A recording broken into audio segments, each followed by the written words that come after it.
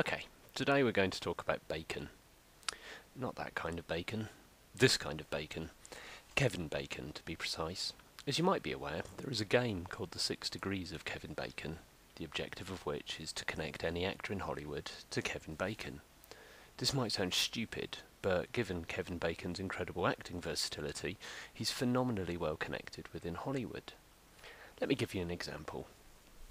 Benedict Cumberbatch, famous for his role as Sherlock Holmes in the brilliant BBC adaptation, was also in Tinker Tailor Soldier Spy with Gary Oldman.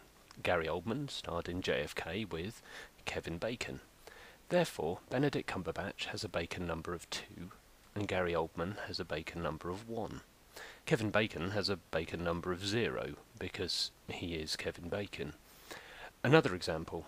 Tony Goldwyn starred in The Last Samurai with Tom Cruise, who starred in A Few Good Men with Kevin Bacon.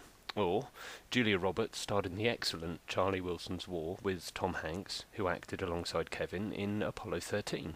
The list goes on and on and on. Incredibly, even I have a very tenuous Bacon number, in that I know someone, we'll call him Bob, who works for a subsidiary of Penguin Books. Bob was involved with the publication of the 2010 Fry Chronicles, an autobiography of Stephen Fry, and even got to meet the great man at a couple of PR events. Stephen Fry starred alongside Robert Downey Jr. in Sherlock Holmes' Game of Shadows. Robert Downey Jr. was in Hearts and Souls with Kyra Sedgwick. Kyra Sedgwick was in Loverboy with, you've guessed it, Kevin Bacon. This means I have a very weak Bacon number of 5. Still, not bad for a guy who can't even record a YouTube video properly. This is a fascinating thing for people with an interest in graph theory. The grown-up name for Bacon number is shortest path, and its practical application is numerous. And the most obvious is the shortest path that your GPS uses when giving you directions to travel on a road network. I've even seen shortest path used to work out the most efficient way of solving a Rubik's Cube. It's clever stuff. In social networks, companies, or any kind of group of people, the shortest path is usually used to measure how well connected a network is. You want a network with a very low short path length. It means that a communication, idea, problem, whatever, can be quickly shared across the whole network very quickly. Before we look in detail at the forum, I'm going to make you feel a little better about yourself. If you're a Thinking Atheist forum member, you have a Richard Dawkins number of 4. You see, you're connected to the forum admins, who in turn are connected to Seth, the Thinking Atheist himself. Seth has interviewed a guy called Thunderfoot, who has in turn interviewed Richard Dawkins. Incredible to think that we're only 4 conversations removed from such a heavyweight. Yes, even King's Chosen, our theist in residence, is probably more closely connected with Richard Dawkins than, say, Billy Graham. More savage irony. Anyway, this is an update of the Who's Talking to Who visualization that I did last year, and it shows all of the members who've posted between January 2012 and early June 2013. Don't be scared, but this is some of that big data stuff you have heard of. It shows hundreds of thousands of conversations, the lines, between around 6,000 members who are shown as dots. So this visualization shows every member who has written a forum post in the last 18 months. It doesn't show members who've joined the forum and not posted. They're effectively disconnected from our network. There's an outlier in this picture that I've spotted in some of my earlier videos. One of the first posts ever created on the Thinking Atheist was the introductions thread. It was posted by a guy called Soldiering On, who is no longer active.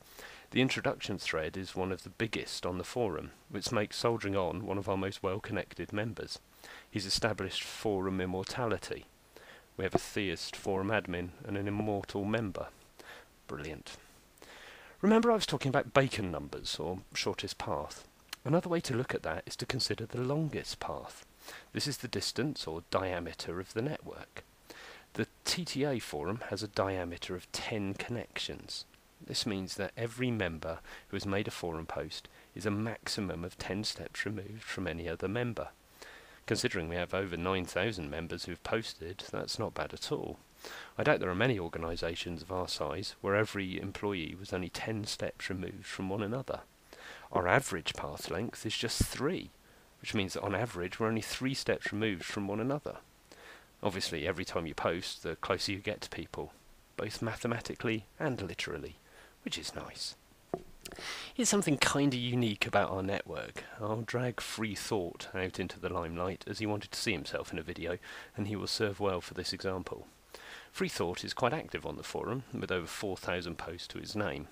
These 4,000 posts have directly connected him to 625 forum members, meaning he's replied to posts, or written posts, that were then replied to by 625 members.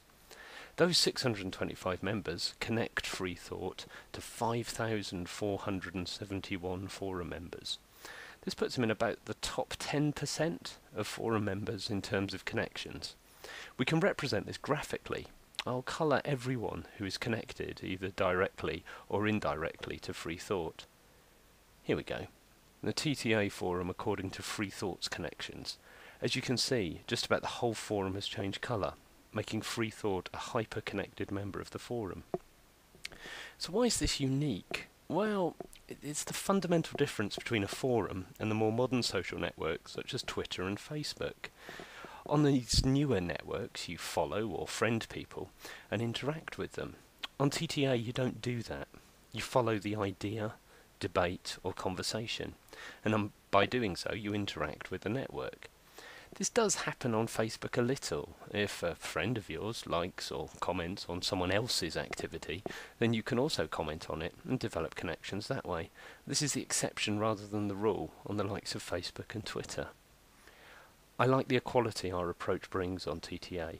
In my other videos, I've already proven that gender, race, geographic location, and education are all irrelevant when it comes to garnering likes, respect, or any other kind of kudos on the forum. We're an ideaocracy. We reward good ideas, neither ignore or castigate bad thinking. There'll be a PDF at the bottom of this post as usual. Cheers.